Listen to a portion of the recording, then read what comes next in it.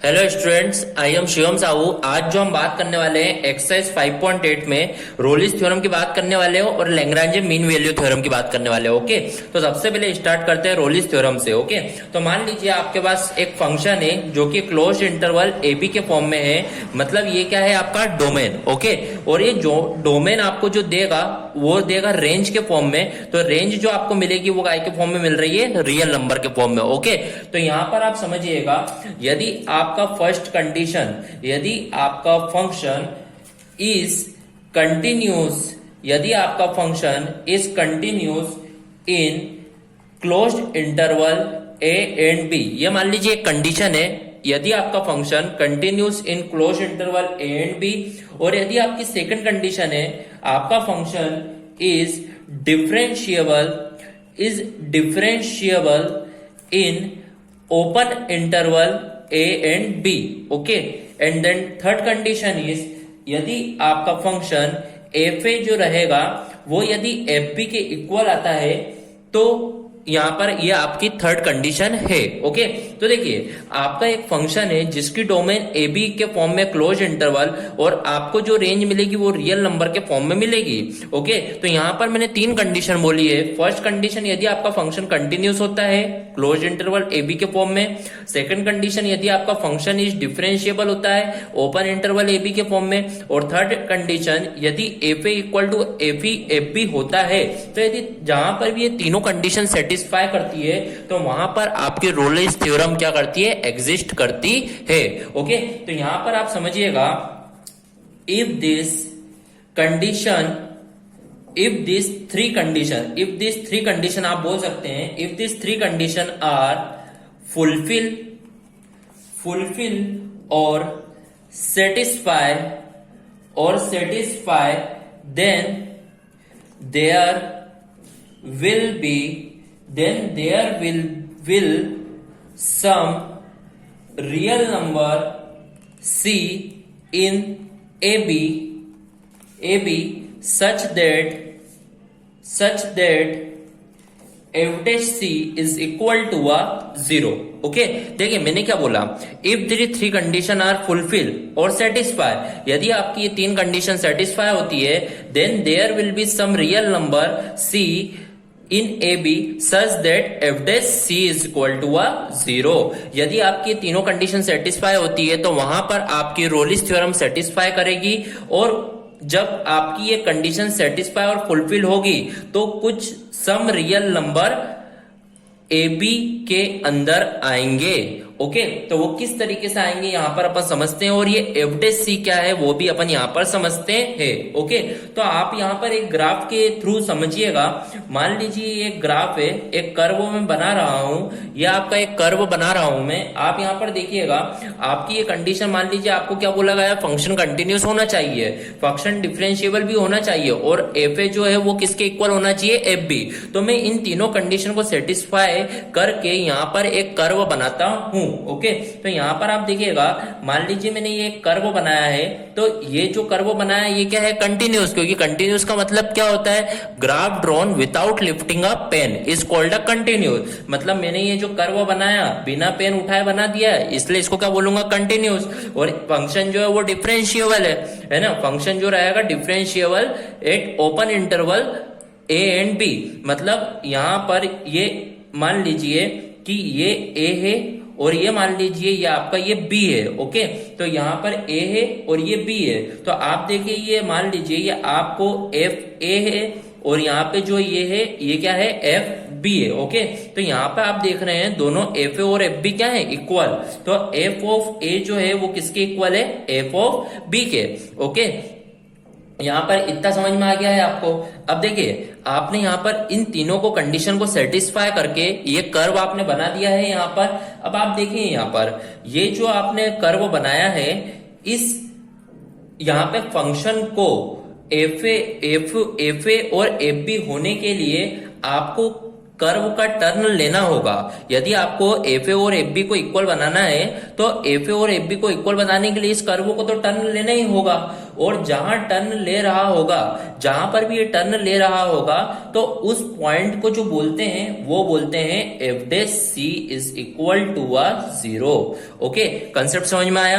तो मतलब जब भी आपका कंडीशन ये तीनों सेटिस्फाई होती हैं तो उस कंडीशन में आपका किसी भी एक पॉइंट पर जहां पर आप डिफरेंशिएट करते हो तो वहां पर f dash c is equal to क्या होता है? 0 होता है। ओके, तो वो क्वेश्चन करके समझ में आएगा कि किस तरीके से यहां पर अप्लाई करते हैं। ओके, तो अभी आप यहां पर यही समझे कि रोलिस थ्योरम सेटिस्फाई कब होती है? जब आपका फंक्शन कंटिन्यूस हो, डिफरेंशिएबल हो और आपका एफ ए और एफ बी भी क्या हो? दोनों क्या हो? इक्वल हो। तो इस तीनों कंडीशन में आपकी रोलिस थ्योरम सेटिस्फाई करती है। ओके, बढ़ते हैं अपने इस नेक्स्ट टॉपिक के ऊपर, लेंग्रांजे मीन वैल्यू थ्योरम। तो आप समझिएगा, यहां पर मैं लिख रहा हूं Lagrange mean value theorem, mean value theorem. Okay, तो इसके बारे में डिस्कस करते हैं। तो यहां पर आप देखिएगा, लेंग्रांजे मीन वैल्यू थ्योरम में भी क्या होता है? फंक्शन का जो डोमेन होता है वो क्लोज्ड इंटरवल ए बी के फॉर्म में होता है, और जो आपको जो रेंज मिलती है वो आपको कौन से फॉर्म में मिलती है? रियल नंबर के फॉर्म में। ओके, तो यहां पर कंडीशन क्या क्या होती है आप समझिएगा। यहां पर जो इसकी फर्स्ट कंडीशन होती है वो इसकी होती है function is continuous at closed interval a b. Okay, then second condition यहां पे होगी फंक्शन इज डिफरेंशिएबल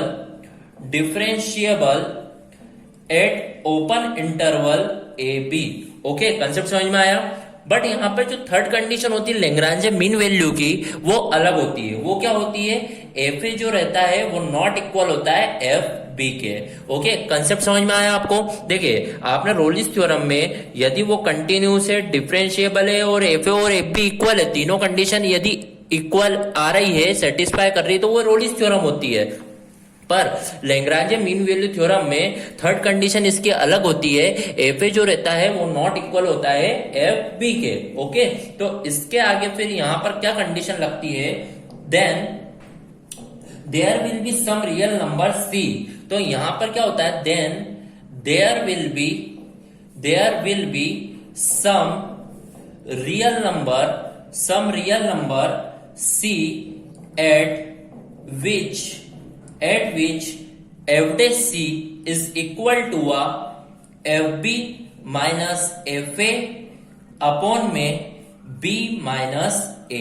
ओके, तो इस तरीके से आपको यहां पर एफ डैश सी का यहां पे कंसेप्ट होता है f b minus f a upon में बी माइनस ए। अब ये क्या होता है, कैसे होता है, वो अपन इसको एक ग्राफ के थ्रू समझते हैं। ओके, यहां पे आपको रोलिस थ्योरम में आपको ये समझ में आया था, यदि f a equal to F b हो गया है तो f dash c is equal to 0 put करके आपकी जो सी की वैल्यू आएगी वो यदि सेटिस्फाई करती है आपके इंटरवल के अंदर, तो उस कंडीशन में आपकी रोलिस थ्योरम क्या हो जाती है? Verified. Okay, but Lagrange mean theorem में आपकी फर्स्ट कंडीशन कंटिन्यूस वाली है, सेकंड कंडीशन आपका फंक्शन डिफरेंशिएबल होना चाहिए, थर्ड आपका F A is not equal to F B. Okay, जब इस कंडीशन होती है तो एफ डैश सी क्या हो जाता है? F b minus f a upon में क्या हो जाता है? B minus a. ओके, अब इसे मान लीजिए ग्राफ के थ्रू समझते हैं, कर्व के थ्रू समझते हैं। तो आप देखिएगा, मान लीजिए आपको एक कर्व बना रहा हूं मैं, ये आपका एक एक्स एक्सिस है and this is the y axis. मान लीजिए मैंने एक कर्व बनाया यहाँ पर, यह आपका एक कर्व है। ओके, तो दिस इज ए पॉइंट बोल देते हैं, और मान लीजिए इसको अपन क्या बोल देते हैं? बी पॉइंट बोल देते हैं। ओके, तो आपने देखा आपका ये वाला जो पॉइंट है वो पॉइंट है ए, एंड ये वाला आपका जो पॉइंट है, इस पॉइंट को अपन क्या बोल देते हैं? B point. यहाँ पर अपन इस तरीके से यहाँ पर इसको बोल देते हैं। ओके, फिर यहाँ पर आप देखिएगा, इसको मैं बोल रहा हूं एफ ए और यहाँ पर इसको मैं बोल रहा हूं एफ बी। ओके, इस तरीके से आपको समझ में आया? अब देखिए, यहाँ पर आपको अलग ही समझ में आ रहा है कि एफ ए जो है वो नॉट इक्वल है एफ बी के, इसी कारण मैंने कर्व को इस तरीके से बनाया है। ओके, तो आप यहाँ पर देखोगे, यदि मैंने पूछा ये वाला जो पॉइंट है इसका कोऑर्डिनेट क्या होंगे, तो इसके कोऑर्डिनेट क्या होंगे? ए, और क्या होगा एफ ऑफ ए, तो ये आपके कोऑर्डिनेट्स यहाँ पर होंगे। ओके, अब मान लीजिए मेरे को इस पॉइंट का कोऑर्डिनेट निकालना है, तो क्या होगा कोऑर्डिनेट बी एंड देन क्या होगा एफ बी, क्या होगा बी और क्या होगा एफ बी। तो इस तरीके से आपको यहाँ पर कोऑर्डिनेट्स फाइंड आउट हो गए। तो देखिए अब यहां पर एफ डैश सी मतलब मैंने यहां पर आपको बताया था कि जो भी आपका कर्व होता है जिस भी पॉइंट पर वो टर्न लेता है उस पॉइंट को आप क्या बोलते हैं एफ डैश सी। तो यहां पर भी आपने देखा आपका जो कर्व है इस पॉइंट पे यदि ये टर्न ले रहा है तो यहां पर ये भी क्या होगा एफ डैश सी। ओके, तो इस कंडीशन में आपको एफ डैश सी फाइंड करना होता है। ओके, तो वो यहां पर f dash c f b minus f a और अपॉन में बी माइनस ए कैसे हुआ वो अपन यहां पर समझते हैं। तो आप देखिएगा यहां पर ये आप देखिए ये दो पॉइंट है, तो इन दो पॉइंट को जब आप ज्वाइन करेंगे यदि इस पॉइंट का आप स्लोप निकालोगे, इन दोनों पॉइंट के बीच का यदि आप स्लोप निकालोगे तो आप देखिएगा आपका जो स्लोप फाइंड आउट होगा इसका, तो स्लोप फाइंड आउट करने का जो फॉर्मूला होता है वो क्या होता है y2 माइनस y1 अपॉन में x2 माइनस x1। तो वो जो आपका स्लोप आएगा वो आएगा आपका f b minus f a upon में जो आएगा वो क्या आ जाएगा b माइनस ए। तो इस तरीके से आपका यहाँ पर स्लोप फाइंड आउट होगा। तो आप जो ये स्लोप फाइंड करोगे वो किसके पैरेलल होगा इस एफ डैश सी के। इसी कारण यहाँ पर लेग्रांजे मीन वैल्यू थ्योरम में एफ डैश सी का जो स्लोप निकालने का कंसेप्ट होता है वो होता है f b minus f a upon में b माइनस ए। ओके, तो यहाँ पर कंडीशन समझ में आ गई। तो आप देखिए अभी तो आप है ना जब क्वेश्चन करेंगे तो और अच्छे समझ में आएगा। अभी दोनों का कंसेप्ट समझ लीजिए, बेसिक मीनिंग की भैया रोलिस थ्योरम की कंडीशन ये तीन होती है और लेग्रांजे की ये तीन होती है कंडीशन। यदि f A is not equal to F b then आपको अप्लाई करना है f dash c is equal to F b minus f a upon में b minus a. Okay, so here our introduction part of Rolle's theorem and Lagrange mean value theorem is completed. Okay, thank you.